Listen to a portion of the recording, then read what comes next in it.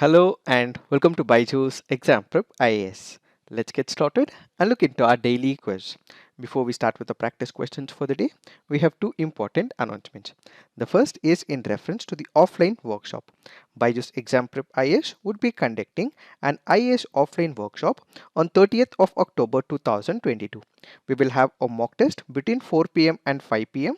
This will be followed by an IAS workshop between 5 p.m. and 7 p.m. If you are in any of these cities, which includes Kolkata, Bangalore, Pune, or Jaipur, please do visit our offline centers and you would be able to give the mock test as well as attend the IAS workshop.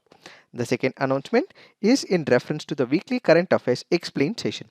As part of this session, today's topic discussion would be Rishi Sunak becomes UK Prime Minister. Please do tune in live on our YouTube channel at 8 p.m. so that you understand everything about this topic. Let's get started and look into the first question. Arrange the following mountains or hills from west to east: Cantabrian Mountains, Auvergne Mountains, Matterhorn Hills, Tatra Mountains. The answer to this is 1, 2, 3, 4. This question is asking for the west to east arrangement. So if we look into this map, what we have is Cantabrian Mountains, followed by Auvergne Mountains, followed by Matterhorn Hills, and finally what we have is the Tatra Mountains. And from the preliminary examination point of view, UPSC may also ask you questions with respect to the physical features. It may ask questions about the north to south direction arrangement, south to north arrangement, west to east as well as east to west direction. Some of the important mountains when it comes to Europe includes what we have is the Jura Mountains, then what we also have is the Harz Mountains, and as part of the assignment, you have to put on the comment section some of the important mountains when it comes to the physical features of Europe. Please put it on the comment section. Now let's look into the next practice question. With respect to Syed Ibrahim Khan, which of the following statements are correct? He was a 16th century Sufi poet, born either in Amroha or Hardoi in Uttar Pradesh. He became a follower of Krishna and spent his life in Vrindavan. Which of the statements are correct? The answer to this is both. Why have we taken this practice question? Because this article on the Hindu makes a reference to Syed Ibrahim Khan. He happens to be a Sufi poet and he was born either in Amroha or Hardoi in Uttar Pradesh. So the first statement as given in the question happens to be the right one. So Syed Ibrahim Khan was a 16th century Sufi poet and he was born in Uttar Pradesh. When we look into the second statement, he became a follower of Krishna and spent his life in Vrindavan. This also happens to be a right statement. Since the question is asking for the correct statement, both the statements are right, which is why the answer to this would be C. So when we speak about Syed Ibrahim Khan, he also has an other name called as Ras Khan. Syed Ibrahim Khan happens to be his original name and Ras Khan happens to be his pen name.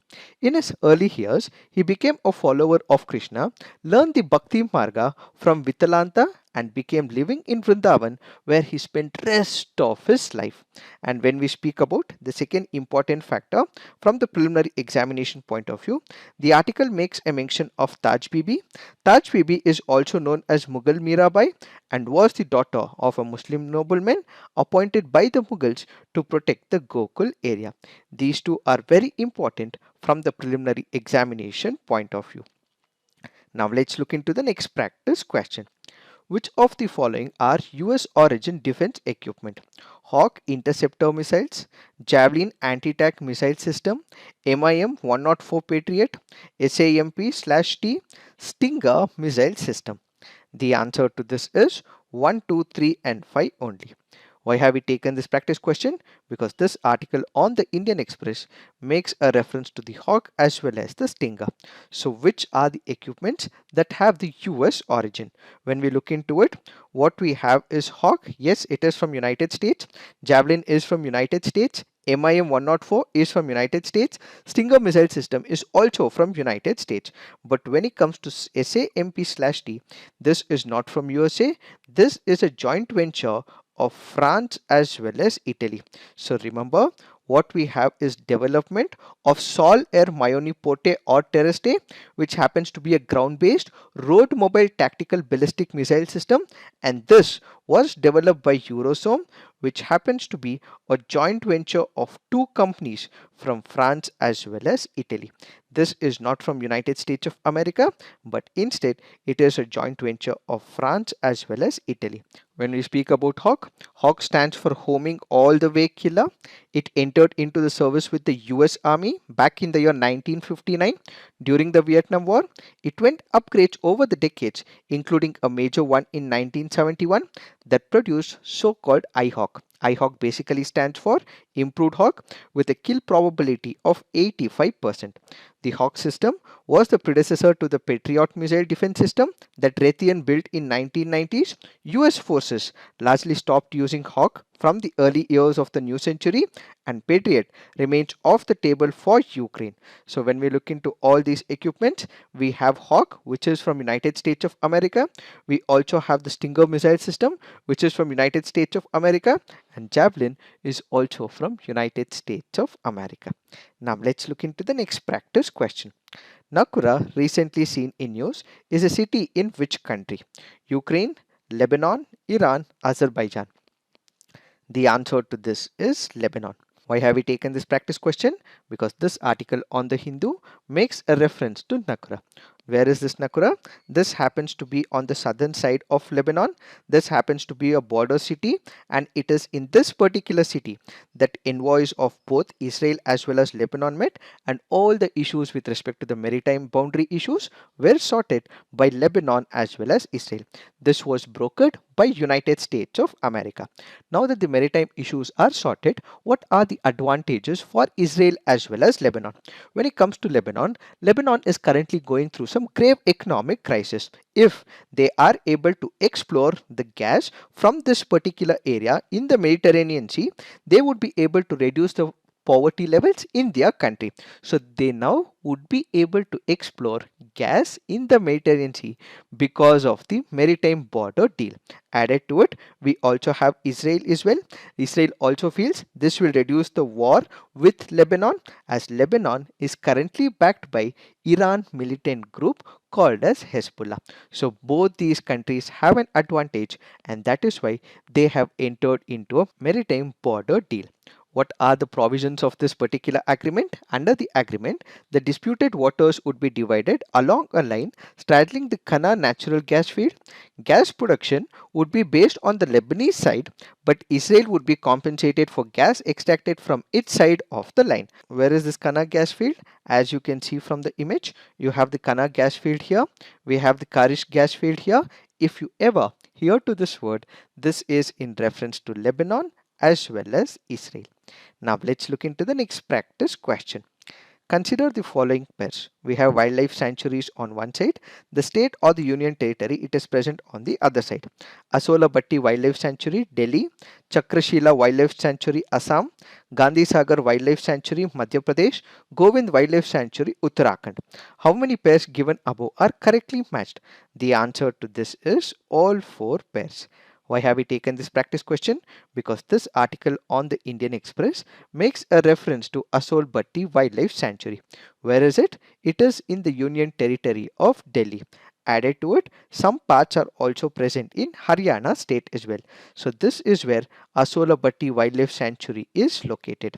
There are some prohibited activities in this particular wildlife sanctuary, where it includes commercial mining, setting up of pollution causing industries, discharge of untreated effluents into natural water bodies and land area, setting up brick kilns, new sawmills, establishment of major hydroelectric projects, use of production of any hazardous substances. All these activities are prohibited in this part. These things can also be regulated, which includes hotels and resorts, infrastructure, civic amenities, felling of trees, collection of forest produce, construction activities, small scale non-polluting industries. These will be regulated by the government. These are strictly prohibited in this part of the sanctuary. What will be promoted? Activities which conserve the environment like rainwater harvesting, restoration of degraded land and habitat are promoted in eco-sensitive zones. Also, the use of renewable energy and fuels will be promoted in such pockets, and organic farming, agroforestry and plantation of horticulture herbs are promoted as well. Now let's look into the next practice question. Consider the following: Asian Infrastructure Investment Bank, Missile Technology Control Regime, Shanghai Cooperation Organization. India is a member of which of the above? The answer to this is 1, 2 and 3. This happens to be a previous year question from the year 2022. When it comes to MTCR, the Missile Technology Control Regime is a multilateral export control regime. India became a member of MTCR back in the year 2016. Then we have the Shanghai Cooperation Organization. India became its member back in the year 2017. And when it comes to Asia Infrastructure Investment Bank, India became a member in the year 2016. Now let's look into the fact of the day. The fact of the day for today's discussion is emissions gap report. Let us try and understand what is this report all about.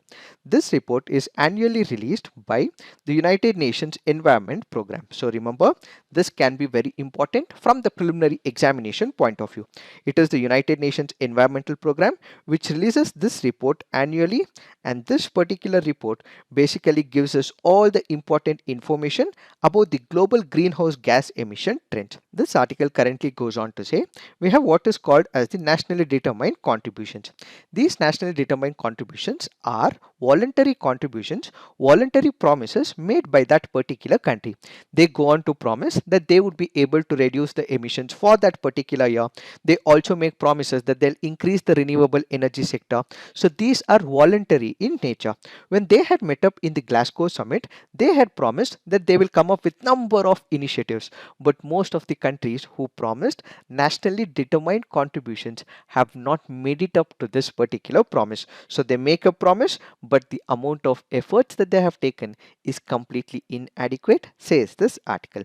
Further, according to the report, the top 7 emitters: China, European Union, India, Indonesia, Brazil, Russian Federation and United States of America plus international transport accounted for 55% of the global greenhouse gas emissions.